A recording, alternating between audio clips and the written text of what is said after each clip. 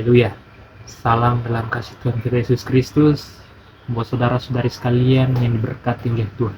Nah, saya Samuel Warangi dan kali ini saya akan share materi dari mata kuliah Spiritualitas 2, yaitu tentang hamba Tuhan dan disiplin diri. Ya, dalam mata kuliah Spiritualitas 2,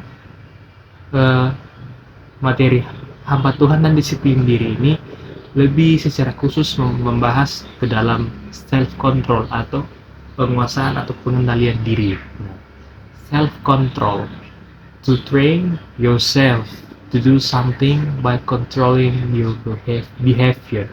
Ya, jadi yang artinya untuk melatih dirimu untuk melakukan suatu hal dengan mengontrol atau mengendalikan perilakumu atau tingkah lakumu. Jadi dengan mengendalikan behavior kita, dengan mengendalikan tingkah laku perilaku kita dapat melakukan hal-hal yang baik. Karena jika kita tidak mengendalikan diri kita, apa yang kita lakukan bisa saja salah karena tidak adanya pengendalian diri. Dengan pengendalian diri kita bisa melakukan setiap kegiatan-kegiatan yang bisa menjadi rutinitas atau memang menjadi tugas kita. Nah, mengenai kegiatan, ada 4 jenis kegiatan, yaitu kegiatan yang penting dan mendesak. Ada juga kegiatan penting tapi tidak mendesak. Dan ada juga kegiatan yang tidak penting tapi mendesak. Sedangkan ada juga yang tidak penting dan tidak mendesak. Penting dan mendesak itu adalah seperti saudara sudah mengerti, penting dan mendesak itu adalah hal yang sangat penting yang jika kalau tidak dilakukan bisa berakibat fatal dan harus dikerjakan dalam waktu yang singkat. Penting dan mendesak. Sedangkan penting namun tidak mendesak, dia contohnya seperti kita belajar. Belajar itu adalah hal yang penting, namun tidak tidak dipatok waktu harus dalam sekian jam. Pokoknya kapan saja kita mau belajar boleh, karena itu adalah hal yang penting, namun itu tidak mendesak, tidak membuat kita harus terburu-buru. Nah, dan ada juga kegiatan yang tidak penting namun mendesak. Contohnya hari ini saya mau pergi keluar kota, tidak ada kegiatan penting, namun karena saya keluar kota, jadi saya harus mempertimbangkan waktu pergi dan pulang. Akhirnya itu menjadi desakan bagi diri saya karena harus mengatur waktu sebisa mungkin. Jadi contohnya itu tidak penting namun mendesak. Sedangkan yang tidak penting dan tidak mendesak ini saya bisa tarik kesimpulan ini adalah hal yang disukai banyak orang karena mereka suka bermalas-malasan, tidak ada yang menekan diri mereka. Sudah tidak penting, tidak mendesak lagi. Haleluya. Ya, kita kembali ke materi inti lagi, yaitu tentang disiplin diri. Dengan mendisiplinkan diri, kita bisa membuat hidup kita lebih baik. Nah, saya akan membahas dasar Alkitab tentang disiplin diri. Yang pertama, kita belajar dari Daniel. Kita tentunya sudah tahu bersama betapa disiplinnya Daniel ini, di mana di Alkitab sendiri mencatat bahwa Daniel Daniel rutin melakukan doa pribadinya dengan Tuhan 3 kali sehari. Namun itu bukan hanya sebagai rutinitas saja. Dia memang dalam doa 3 kali sehari ia lakukan, ia memang bersungguh-sungguh untuk membangun hubungan dengan Tuhan. Nah, jadi Daniel ini sangat disiplin. Ia selalu menyempatkan waktu untuk mencari Tuhan. Walaupun dalam Daniel 6 ada larangan untuk menyembah kepada Tuhan masing-masing, namun Daniel tetap taat pada Tuhan. Daniel tetap melakukan disiplinnya seperti biasa. Luar biasa Daniel ini. Nah, lalu yang kedua, belajar dari Rasul Paulus. Nah, ada 2 hal yang kita harus belajar dari Paulus. Paulus disiplin dalam 2 hal. Yang pertama, dia disiplin dalam melatih diri dan menguasai seluruh tubuhnya. Dalam 1 Korintus 9 ayat 27 dikatakan, "Tetapi aku melatih tubuhku dan menguasainya seluruhnya, supaya sesudah aku memberitakan Injil kepada orang lain, jangan aku sendiri ditolak. Nah, Paulus ini hidup dalam pelayanan membuka sidang karena ia sebagai seorang rasul, ia pergi ke sana kemari dalam pelayanannya. Jika dia tidak mengendalikan dirinya sendiri, yang pasti akan berakibat fatal, karena dia akan berhadapan dengan banyak orang. Dia harus menunjukkan bahwa dia adalah hamba Tuhan. Nah, itu membutuhkan pengendalian diri, saudara-saudara. Apalagi menunjukkan bahwa ia sebagai hamba Tuhan. Bukan hal yang mudah, saudara-saudara.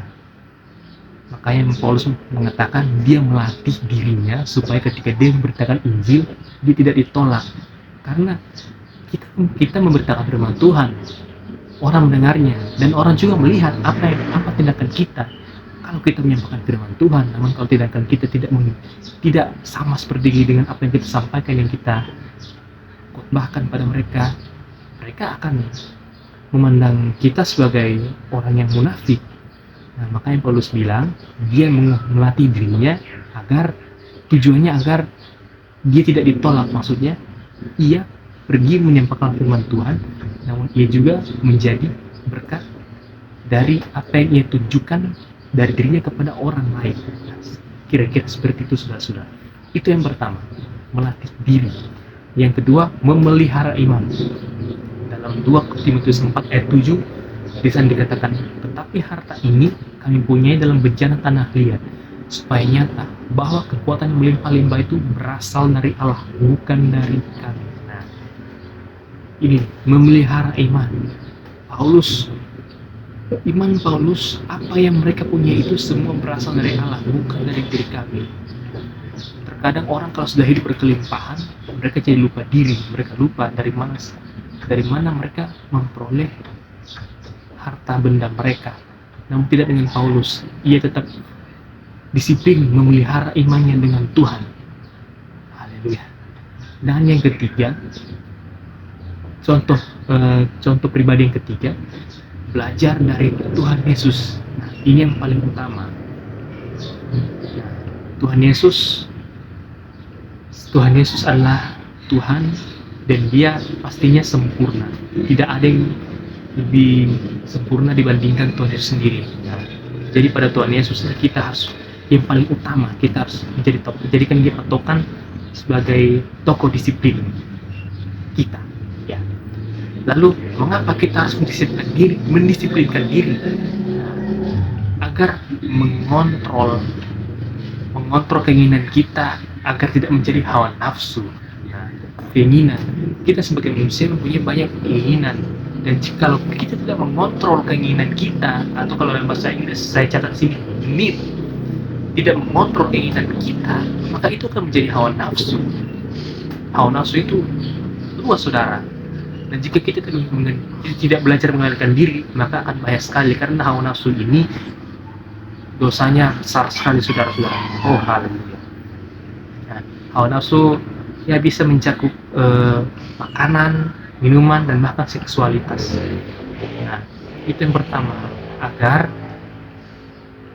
mengapa mendisiplinkan diri itu penting? Agar mengontrol kemauan kita agar tidak menjadi hawa nafsu.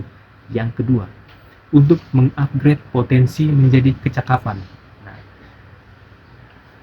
kita sebagai manusia diberikan potensi dari Tuhan. Setiap orang memiliki potensi yang berbeda-beda. Nah, Tuhan sudah berikan potensi, tinggal tergantung manusia itu mengembangkannya. Nah, jika orang itu tidak mengembangkan potensi dalam dirinya, tentunya tidak akan berkembang. Namun, ada juga orang yang dia mencoba mengembangkan potensi dalam dirinya, namun karena ia tidak disiplin, maka potensinya hanya begitu-begitu saja, tidak semakin luar biasa, namun hanya stuck saja, saudara. Karena itu harus disiplin, karena jika dengan disiplin melatih apa yang ada di diri kita, maka potensi itu akan menjadi sebuah keterampilan luar biasa yang kita miliki. Nah, itu yang kedua. Dan yang ketiga, kualitas dan stabilitas hidup. Nah, jika kita tidak melatih, mengontrol diri kita, maka kualitas hidup kita, stabilitas hidup kita tidak akan baik. kualitas dan stabilitas hidup kita akan menjadi buruk. Karena itu kita harus belajar mengontrol diri kita. Karena dengan ini kedengarannya simpel, saudara, mengontrol diri, namun dampaknya besar. Jika kita tidak mengendalikan, bisa berdampak pada kualitas dan stabilitas hidup. Saudara bayangkan berapa besar impact-nya itu. Itu yang ketiga. Dan yang keempat, kualitas dan konsistensi pelayanan. Nah, berdampak juga pada pelayanan kita, saudara-saudara. Jadi, mari kita jadi itulah alasan mengapa penting sekali untuk melatih mengontrol diri. Haleluya. Nah, ya, jadi apa yang harus kita disiplinkan? Ada 5 hal yang harus kita disiplinkan. Yang pertama, need yang tadi itu. Need artinya Tuhan kemauan. Kalau kita tidak kendalikan, maka akan sangat berbahaya, karena kemauan manusia itu banyak dan tidak akan cukup sampai mati, dan manusia itu tidak akan puas sampai mati tentang kemauan-kemauan ini. Makanya harus dikendalikan, dikontrol. Nah, yang kedua, kebiasaan rohani. Contohilah Daniel, disiplin dalam rohani. Yang ketiga, kebiasaan produktif ini bisa menjadi tentang kemampuan kita dalam melakukan sesuatu. Kita harus disiplin, karena kalau kita tidak disiplin, maka yang kita lakukan tidak akan menjadi baik. Karena sesuatu akan menjadi baik itu jika sudah terbiasa melatih, terbiasa kita latih terus, akhirnya skill kita menjadi baik. Nah, itu membutuhkan disiplin. Kalau tidak disiplin, maka tidak akan berbiasa, tidak akan baik. Dan yang terakhir, pengelolaan waktu. Banyak manusia sekarang menghabiskan waktunya untuk berfoya-foya. Kita sebagai anak Tuhan, kita harus bisa mengontrol diri kita agar mengelola waktu dengan baik. Karena dalam kitab Efesus mengatakan, waktu hari-hari ini adalah jahat. Jadi kita harus mengendalikan waktu kita, harus mengendalikan diri kita agar kita mampu mengelola waktu. Ya, puji Tuhan. Inilah materi yang bisa saya share kepada saudara-saudara sekalian. Maaf jika ada kesalahan kata. Kiranya materi ini bisa berguna bagi saudara dan bagi siapapun yang mendengarnya. Terima kasih, Tuhan Yesus memberkati. Haleluya.